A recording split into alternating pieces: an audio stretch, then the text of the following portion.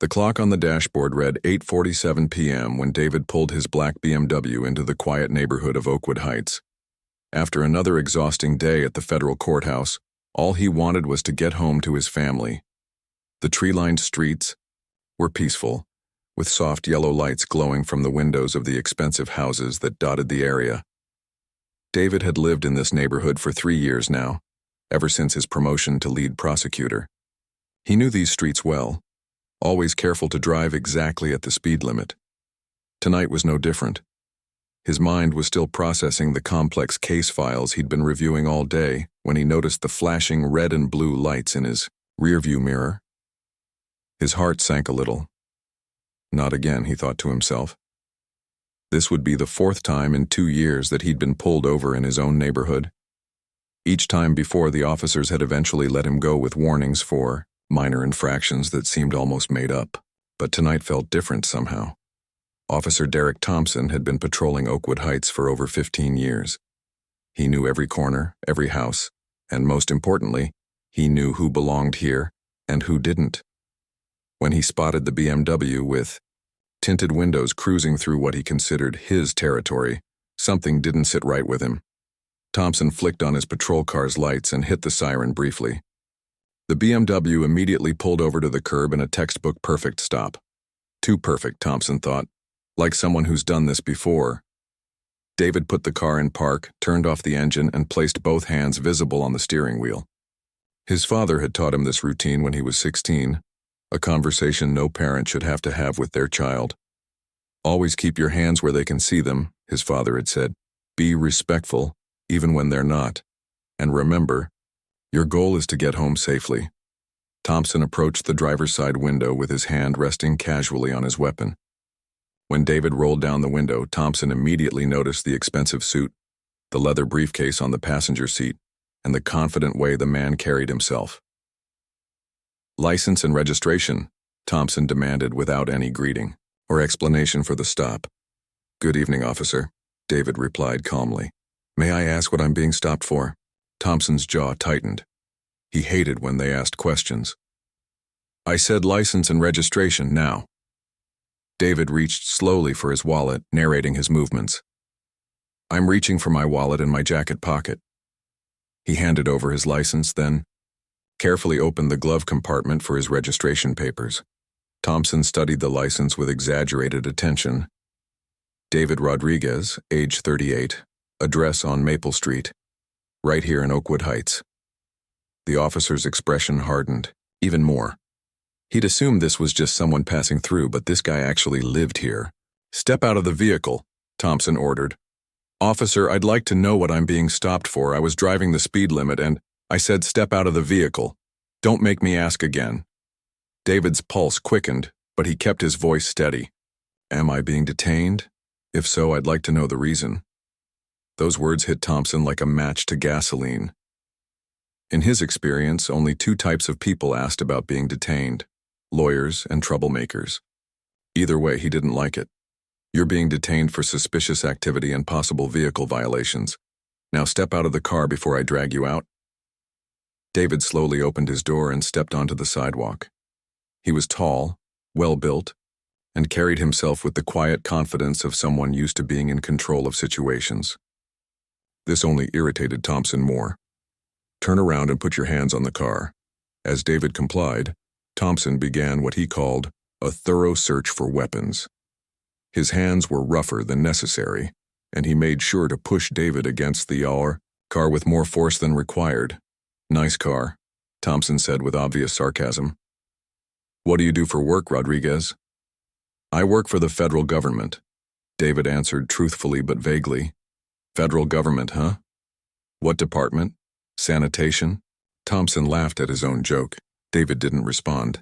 He'd learned long ago that engaging with this type of behavior only made things worse.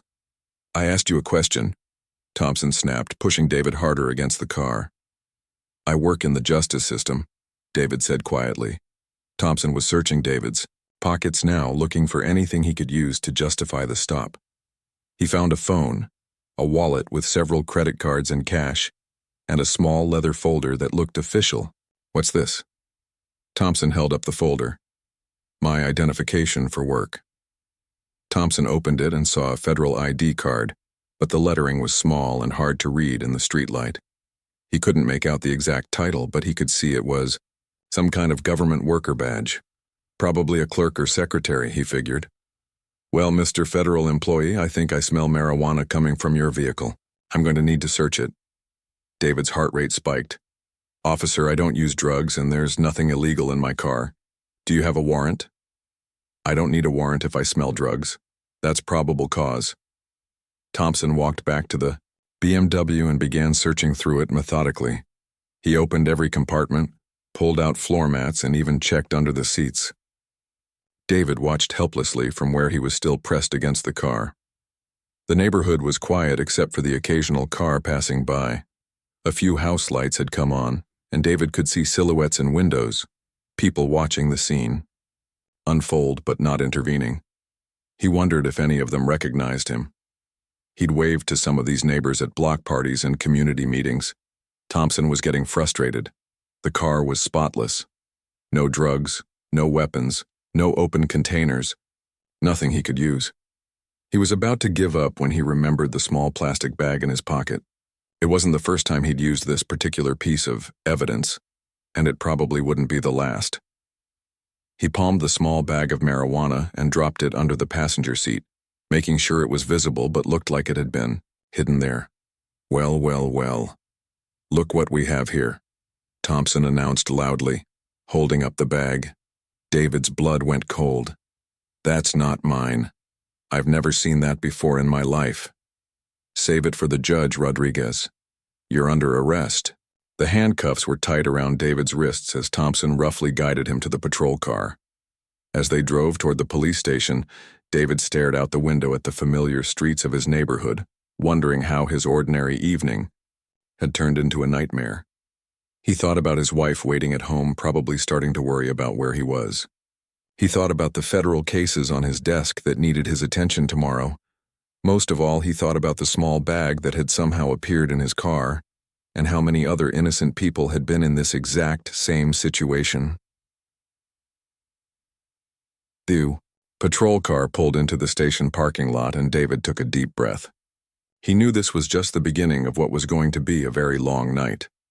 The fluorescent lights of the police station buzzed overhead as Officer Thompson escorted David through the back entrance. The booking area smelled like disinfectant, mixed with stale coffee, and the sound of ringing phones and radio chatter filled the air. Another one for processing, Thompson announced to the desk sergeant, a heavy-set man named Bill who'd been working the night shift for 12 years. Bill looked up from his paperwork and studied David. Clean-cut, expensive suit, no visible tattoos or signs of trouble. What's the charge? Possession of marijuana, resisting arrest, and suspicious activity, Thompson rattled off. David remained silent, but his mind was racing. He knew the system well enough to understand that arguing now would only make things worse. The time to fight this would come later in court, where evidence mattered more than one officer's word. I need to make my phone call, David said calmly. You'll get your call when we're done processing you, Bill replied without looking up. The booking process felt like it took forever. Photos from multiple angles, fingerprints that had to be rolled several times because the machine wasn't working properly, and forms that seemed endless. David answered the basic questions, name, address, emergency contact, but refused to answer anything about the alleged crime. Smart guy, huh? Thompson muttered. Thinks he knows better than us. During the entire process, Thompson kept making comments designed to get under David's skin.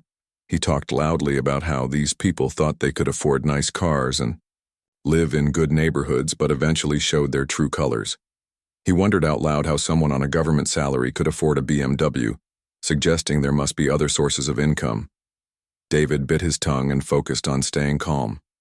Every word was being chosen carefully, every reaction controlled. He'd seen too many cases ruined because someone lost their temper during booking. Officer Lisa Park was just finishing her shift when she heard the commotion in the booking area. She'd been partnered with Thompson occasionally over the years and had always felt uncomfortable with his attitude toward minority suspects. Tonight, something in his voice made her walk over to see what was happening. She arrived just as Thompson was explaining to another officer how he'd known something was off about the BMW driver from the moment he saw him. You develop an instinct for these things, Thompson was saying. Expensive car, nice clothes, but driving through that neighborhood at night, it didn't add up. Lisa torched David during the conversation. He stood quietly, maintaining his dignity despite the obvious humiliation of being handcuffed and processed like a common criminal. There was something about his demeanor that didn't match Thompson's story. What exactly did you see him doing? Lisa asked Thompson, driving suspiciously through Oakwood Heights. When I pulled him over, he got aggressive and started asking about warrants and being detained. Classic guilty behavior. Lisa frowned. Asking about warrants and detention wasn't unusual. It was actually pretty smart if you knew your rights. And the marijuana? Found it under his passenger seat during a legal search. He probably thought he'd hidden it well enough. David's phone had been buzzing constantly in the evidence bag. His wife had been calling every few minutes since he failed to come home at his usual time. By now, she'd probably called his office, and maybe even some of their friends. Can I please make my phone call now? David asked again. Sure, Bill said, leading him to an old payphone mounted on the wall. You get one call, make it count. David dialed his home number, and his wife picked up on the first ring. David, where are you? I've been worried sick. Honey, listen carefully. I've been arrested. I'm at the downtown police station. Arrested? For what? This has to be some kind of mistake. They're saying I had drugs in my car. I need you to call. Attorney Rodriguez. You remember him from the Bar Association dinner? Tell him what happened and ask him to come down here tonight if possible. This is insane, David. You don't even drink, let alone use drugs. I know, sweetheart. Just please call Rodriguez and tell him to hurry. And whatever you do, don't talk to any reporters if they call. We'll handle this the right way. The call lasted less than 2 minutes before Bill indicated time was up. As David hung up the phone, he noticed Officer Park watching him with a thoughtful expression. Interesting call, she said quietly. My wife. David replied simply. You called. A lawyer pretty quickly. Most people call family members or friends first. David looked at her carefully. Was this another trap, or was she genuinely curious? I am a lawyer, he said finally. Lisa's eyebrows went up slightly. That explained the confidence, the knowledge of his rights, and the way he'd handled himself throughout the evening. It also made Thompson's version of events seem even more questionable. The holding cell was small and cold, with a concrete bench and nothing else. David sat down and tried to process what had happened. In his career, he'd prosecuted dozens of cases involving planted evidence and police misconduct. He'd always approached them with professional detachment, focusing on the legal facts rather than the human drama. Now he was living that drama himself. He thought about the small bag Thompson had found in his car. The officer had been frustrated when his initial search came up empty. David had seen that look many times in courtroom testimony. Then suddenly there was the evidence, conveniently located in a spot that would be easy to miss during a casual look, but obvious during a thorough search. The holding cell door clanged shut, and David was alone with his thoughts. Through the small window, he could see officers going about their routine business. Some were typing reports, others were talking and laughing at their desks. For them, this was just another night at work. Officer Park couldn't shake her uneasiness about the arrest. She'd seen Thompson operate before, and while she'd never witnessed him planting evidence, she'd always suspected his arrest reports were sometimes creative with the truth. The way he described his interactions with suspects never quite matched what she observed when she was present. She pulled up Thompson's recent arrest reports on her computer. Over the past 6 months, he'd arrested an unusually high number of minority drivers in upscale neighborhoods. The charges were often minor: marijuana possession, driving with expired licenses, or outstanding warrants for unpaid tickets. What bothered her most was the pattern. Thompson seemed to have an unusual talent for finding small amounts of drugs during routine traffic stops. His success rate was much higher than other officers working the same areas. Working late tonight, Park?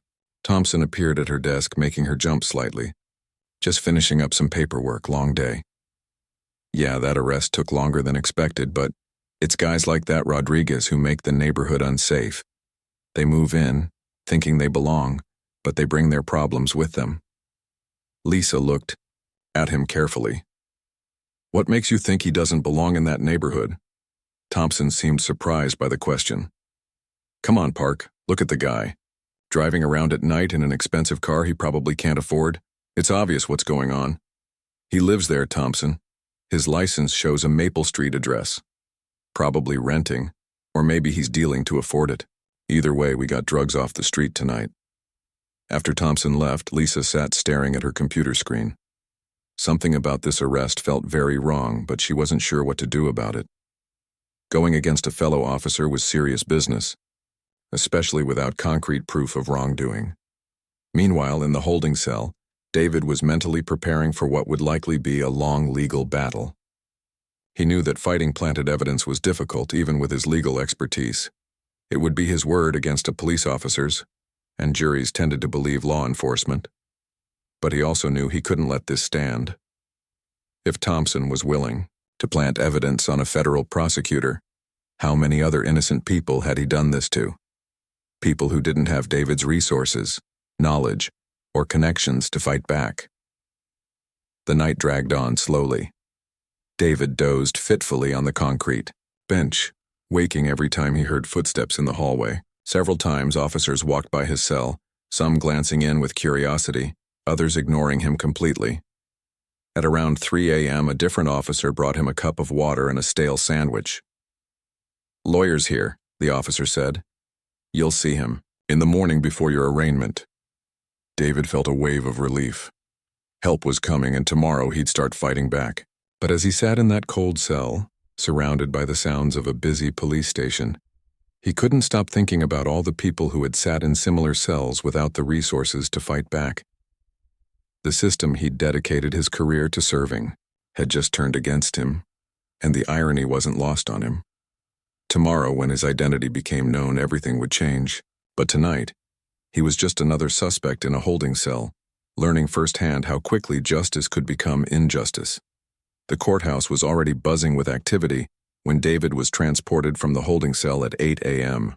Shackled at the wrists and ankles, he shuffled through the familiar hallways he'd walked confidently just days before. The orange jumpsuit felt foreign against his skin, a stark contrast to the tailored suits he usually wore in these same corridors. Judge Patricia Williams was reviewing her morning docket when she saw the name David Rodriguez listed for arraignment. The charge was simple drug possession, the kind of routine case she handled dozens of times each week. She didn't pay much attention to it initially, focused instead on the more complex cases scheduled for later in the day. In the defendant holding area, David sat quietly among a group of other men awaiting their court appearances. Some were talking nervously, others stared at the floor, and a few seemed to be veterans of the system who knew exactly what to expect. David kept to himself, mentally rehearsing what he would say when his moment came. Attorney James Patterson had rushed to the courthouse as soon as he received the call from David's wife. He'd known David for over 10 years, both professionally and personally. They'd worked together on several high-profile federal cases, and Patterson considered him one of the most ethical prosecutors he'd ever encountered. The idea that David would be involved with drugs was absolutely ridiculous. "This has to be some kind of mistake," Patterson muttered to himself as he checked in with the court clerk. Or something much worse. The courtroom began filling up with the usual morning crowd, other attorneys, court personnel, and family members of defendants. In the prosecutor's section, several of David's colleagues were settling in for a routine day of hearings. Assistant District Attorney Rachel Chen was reviewing her files when she noticed Patterson sitting in the defense section. "What brings you to arraignments, James?" she asked during a brief recess. "Don't you usually handle the big federal cases?" "Unfortunately, I'm here for a friend who got caught up in something last night.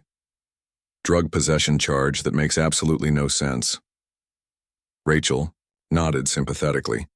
She'd seen plenty of cases where good people made bad decisions or got caught up in situations beyond their control. When David's case was called, the bailiff led him into the courtroom.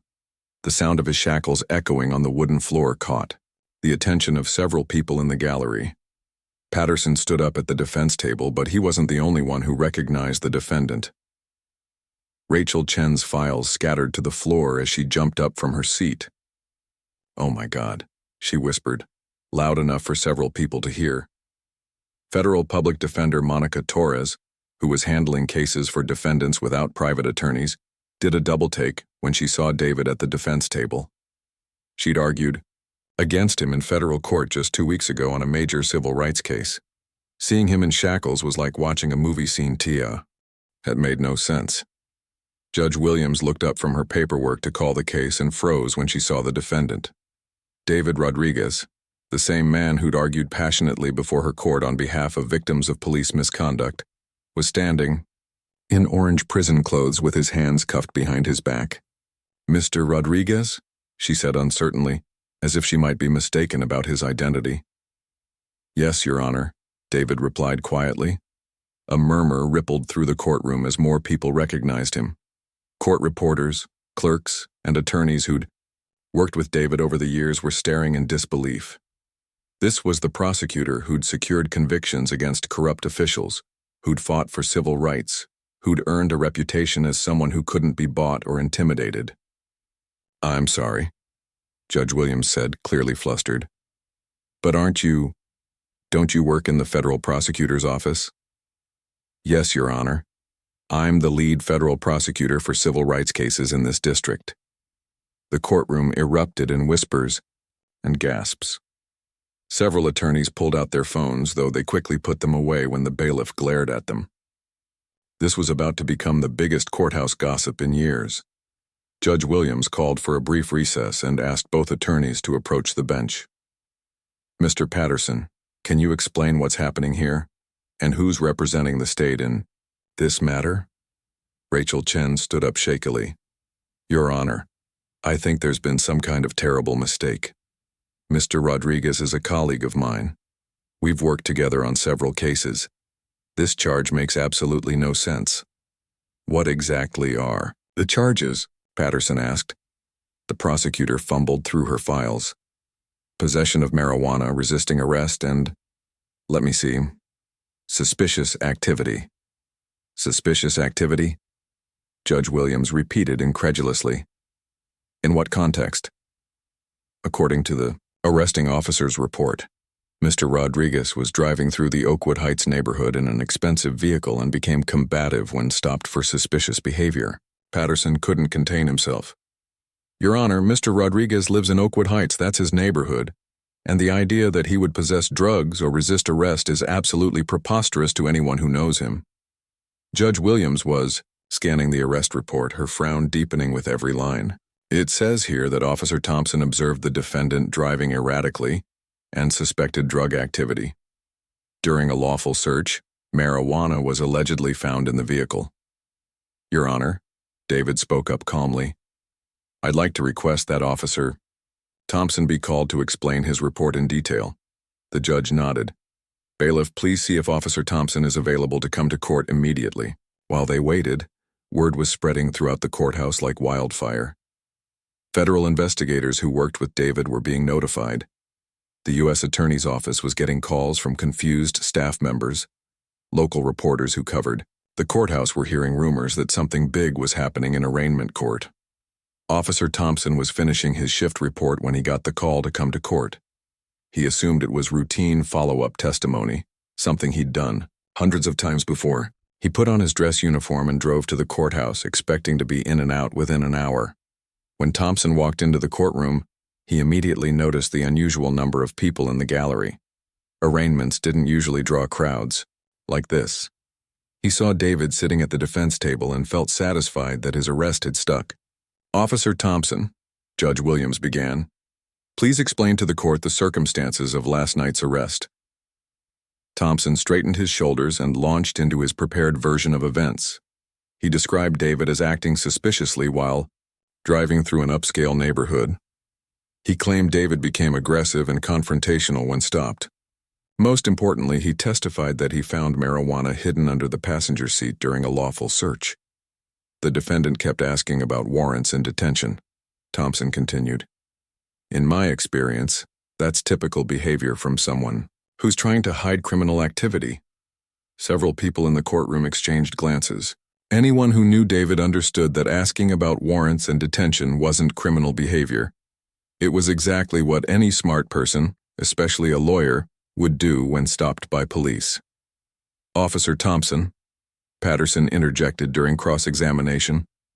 Are you aware of what Mr. Rodriguez does for a living? He said he works for the federal government, some kind of clerk or secretary, I assume. The courtroom was dead silent. Patterson smiled grimly and pulled out a business card. Officer, I'd like you to read this aloud for the court, Thompson. Took the card and his face went pale as he read. David Rodriguez, Lead Federal Prosecutor, Civil Rights Division, United States Attorney's Office. The silence stretched for what felt like minutes. Thompson's hands were visibly shaking as he looked from the business card to David, then to the judge, then back to the card. Your Honor, Patterson continued, Mr. Rodriguez has spent the last 5 years prosecuting cases of police misconduct and civil rights violations. He's currently working on 3 active federal investigations involving planted evidence and racial profiling. The irony of the situation should not be lost on anyone. Judge Williams was staring at Thompson with obvious disgust. Officer, are you telling this court that you arrested a federal prosecutor for drug possession without knowing who he was? He didn't identify himself as a prosecutor, Thompson stammered. Did you look at his federal ID when you searched? Him? Thompson's silence was answer enough. Rachel Chen stood up from the prosecutor's table. Your Honor, the state moves to dismiss all charges immediately. This entire arrest appears to be based on profiling and possibly planted evidence. Motion. Granted, Judge Williams said immediately. Mr. Rodriguez, you're free to go. Officer Thompson, I'm ordering an immediate internal affairs investigation into this arrest. As David's shackles were removed, the courtroom remained eerily quiet. Everyone present understood they'd just witnessed something that would have far-reaching consequences beyond this single case. Thompson was backing toward the courtroom door, his face flushed with embarrassment and fear. He'd made arrests based on racial profiling before, but never had one blown up so spectacularly. As he reached the door, he could hear people throughout the courtroom talking in hushed, urgent tones. David stood at the defense table, rubbing his wrists where the handcuffs had been.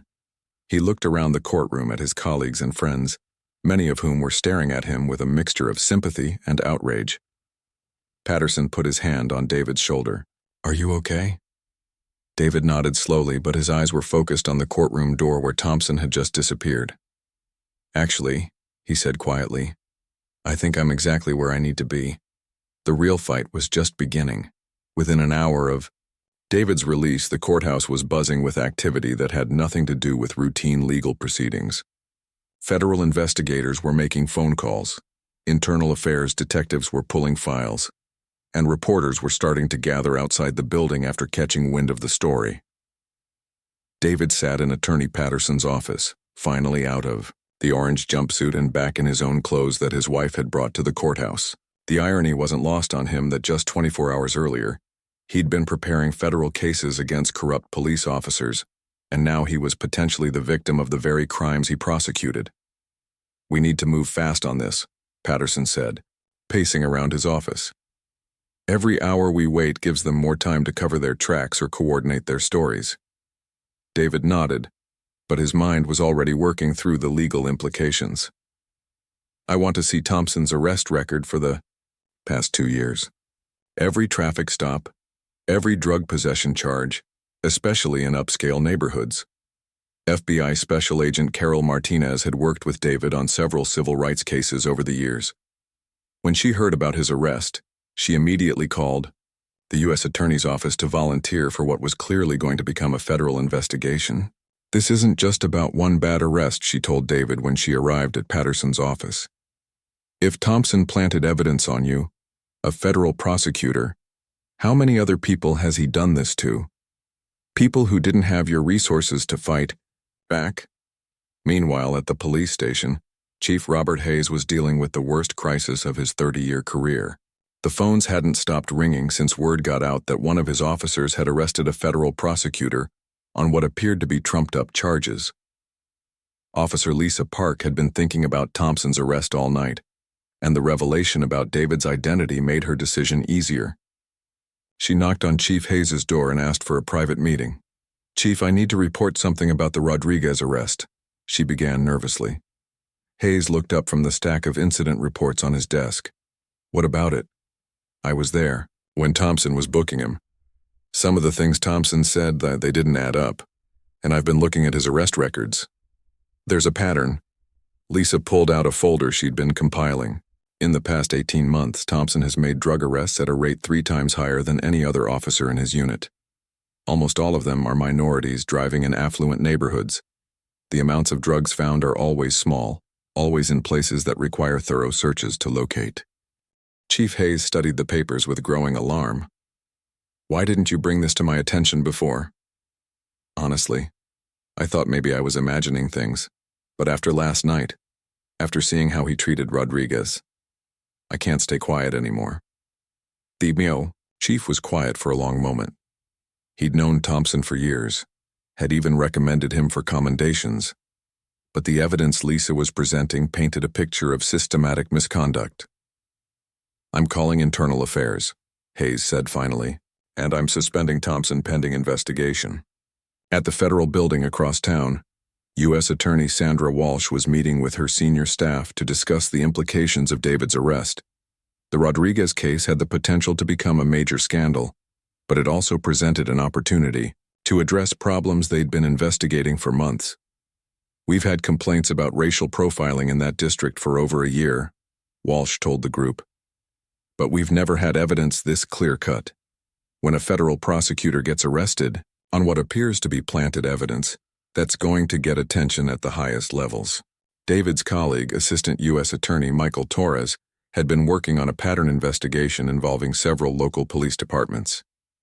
"I've got at least 6 cases in the past 2 years where defendants claimed Thompson planted evidence.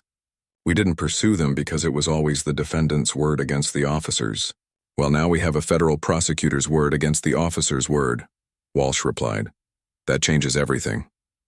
Back at the police station, Thompson was clearing out his desk when Chief Hayes approached with Internal Affairs Detective Janet Foster. "Thompson, you're suspended effective immediately pending investigation into the Rodriguez arrest and potentially other cases. You need to surrender your badge and weapon." Thompson's face went red. "This is ridiculous. I made a routine arrest. The guy had drugs in his car. The guy is a federal prosecutor who's spent years prosecuting police corruption cases," Detective Foster said coldly. "And we're going to be looking at every arrest you've made in the past 3 years. You can't do this to me. I've got 15 years on the force, commendations, a clean record." Foster opened her notebook. "Your record might not be as clean as you think. We've already identified several cases where defendants claimed you planted evidence. We're going to be re-examining all of them." As Thompson was escorted out of the building, other officers watched nervously. Some had witnessed his questionable behavior over the years but had stayed silent out of loyalty or fear. Now they were wondering if their silence made them complicit. Officer Park felt both relief and anxiety as she watched Thompson leave. She'd done the right thing by coming forward, but she knew this was just the beginning of what would likely be a long and difficult process. At Patterson's law office, David was reviewing security camera footage that the attorney had obtained from businesses near the arrest site. The quality wasn't perfect, but it clearly showed that David's BMW wasn't speeding or driving erratically when Thompson pulled him over. "This contradicts Thompson's report in several key areas," Patterson noted. "He claimed you were driving suspiciously and speeding. The timestamp shows you were going exactly 25 miles per hour in a 25 mph zone." Agent Martinez was taking notes as they reviewed the evidence. "We'll need to examine Thompson's patrol car for any physical evidence, and we'll want to interview every officer who was on duty that night." David's phone buzzed with a text from his wife. "Reporters are at the house. I'm staying at my sister's place tonight." The story was starting to leak to the media, despite attempts to keep the investigation quiet. A local TV news reporter had picked up on the unusual activity at the courthouse and had started making calls to sources in law enforcement. By evening, the first news report aired. Federal prosecutor arrested on drug charges. Investigation launched into police conduct. The story was brief and didn't include many details, but it was enough to get the attention of civil rights organizations and police reform advocates. David watched the news report from his hotel room. He'd decided not to go home until the media attention died down. Seeing his own mugshot on television was surreal, but he felt a sense of determination rather than despair. His phone rang. It was his boss, U.S. Attorney Walsh. "David, how are you holding up?" "I'm okay. More importantly, how many other people has Thompson done this to?" "That's exactly what we're going to find out. I'm assigning a team of federal investigators to this case. We're going to turn over every rock and examine every arrest Thompson has made." "I want to be involved in the investigation," David said. "Absolutely not. You're the victim here, not the prosecutor. We can't have you investigating your own case." David understood the ethical requirements, but it was frustrating to be sidelined in what could become the most important civil rights case in the district in years. The next morning brought more developments. 3 additional defendants who had been arrested by Thompson in the past year came forward with similar stories. All were minorities, all claimed evidence had been planted, and all had pleaded guilty rather than fight charges they couldn't afford to contest in court. Thompson, meanwhile, had hired a defense attorney and was maintaining his innocence, but his lawyer was clearly worried about the mounting evidence and the high-profile nature of the case. Chief Hayes held a press conference announcing the suspension and investigation. "We take these allegations very seriously," he told reporters. "If any officer has violated the public trust, they will be held accountable to the full extent of the law." But the damage to the department's reputation was already done. Community leaders were calling for broader investigations, federal oversight, and reforms to prevent similar incidents. David attended the press conference via live stream from his hotel room. He watched as reporters asked pointed questions about racial profiling, planted evidence, and systemic problems in the police department. As the press conference ended, David realized that his arrest had set in motion something much bigger than he'd initially understood. This wasn't just about clearing his own name anymore. It was about addressing problems that had been hurting innocent people for years. His phone buzzed with a text from Agent Martinez. "Grand jury meeting tomorrow. We're moving fast on this."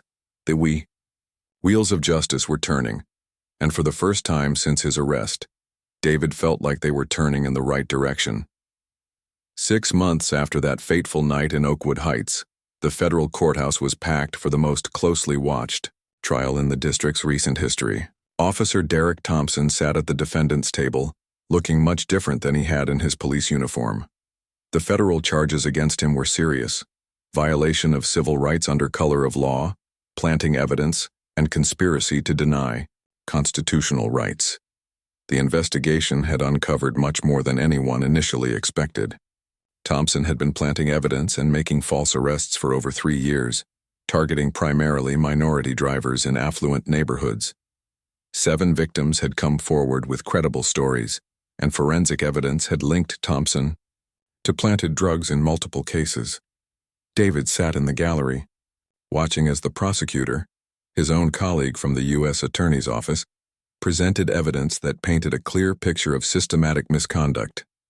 It was strange being on the other side of the courtroom, but also deeply satisfying to see the system working as it was designed to.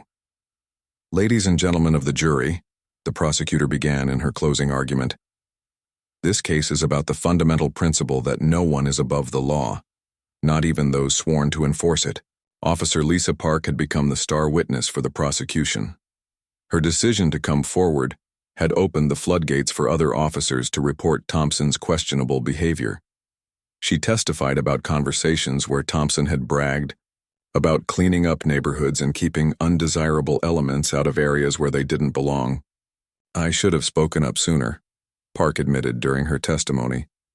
"But I was scared of retaliation, scared of being labeled a snitch. I regret that my silence allowed other innocent people to be hurt." Thompson's defense attorney tried to argue that his client was simply doing his job in a high-crime area, but the evidence was overwhelming. Security camera footage contradicted multiple arrest reports. Forensic analysis showed that planted evidence contained Thompson's DNA. Most damaging of all, Recordings from patrol car cameras captured Thompson making racist comments during several arrests. The trial lasted 2 weeks, and the jury deliberated for less than 4 hours before returning guilty verdicts on all counts. Thompson was sentenced to 8 years in federal prison, a decision that sent shockwaves through law enforcement agencies across the region. David attended the sentencing hearing and felt a complex mix of emotions as he watched Thompson being led away in handcuffs. There was satisfaction in seeing justice served, but also sadness that it had taken so long for the truth to come out. "Your actions have damaged not only the victims you targeted," Judge Williams told Thompson during sentencing, "but also the thousands of honest police officers who work every day to build trust with their communities." The police department underwent massive reforms in the wake of the scandal. Chief Hayes retired early, replaced by a reform-minded leader who implemented new training programs, body camera requirements, and civilian oversight committees. Officer Park was promoted to sergeant and put in charge of developing new protocols for investigating misconduct complaints. David filed a federal civil rights lawsuit against the city and was awarded a substantial settlement. But rather than keeping the money, he donated it to establish a legal defense fund for people who couldn't afford to fight false charges. "This money should go to help people who don't have the resources I had," David explained at the press conference announcing the fund. "For every person like me who can fight back, there are dozens who can't." The case became a national symbol of both police misconduct and successful accountability. Civil rights organizations used it as an example of why reforms were necessary, while law enforcement leaders pointed to it as proof that the system could police itself when properly motivated. David returned to his work as a federal prosecutor with renewed passion. His experience as a victim of the crimes he prosecuted gave him insights that made him even more effective in court. When he cross-examined police officers now, they knew he understood exactly what victims went through. 1 year after his arrest, David was invited to speak at the Police Academy graduation ceremony. Standing at the podium looking out at 24 new officers, he chose his words carefully. "Each of you has tremendous power," he told the graduates. "You can destroy someone's life with false charges, or you can protect and serve with honor. The choice you make will define not only your career, but the kind of society we live in." In the audience, Officer Park sat with other training instructors, nodding as David spoke. She had become an advocate for police reform within the department, working to ensure that future officers understood their constitutional obligations and the consequences of violating them. "I know what it's like to be on the wrong side of police misconduct," David continued. "But I also know what it's like to work with honest officers who put their lives on the line every day to protect others. You have the opportunity to be part of the solution." Thompson, meanwhile, was serving his sentence at a federal prison 3 hours away. He'd lost his pension, his house, and his family. His wife had divorced him, unable to cope with the shame and the reality of who her husband had become. In prison, he had plenty of time to think about the choices that had led him there. During one of his rare interviews with a journalist researching police corruption, Thompson finally acknowledged the scope of his crimes. "I convinced myself I was cleaning up the streets," he said from the prison visiting room. "But I was really just a criminal with a badge." The reforms implemented after the scandal began showing results. Complaint investigations that used to take months were now completed in weeks. Body camera footage was reviewed regularly.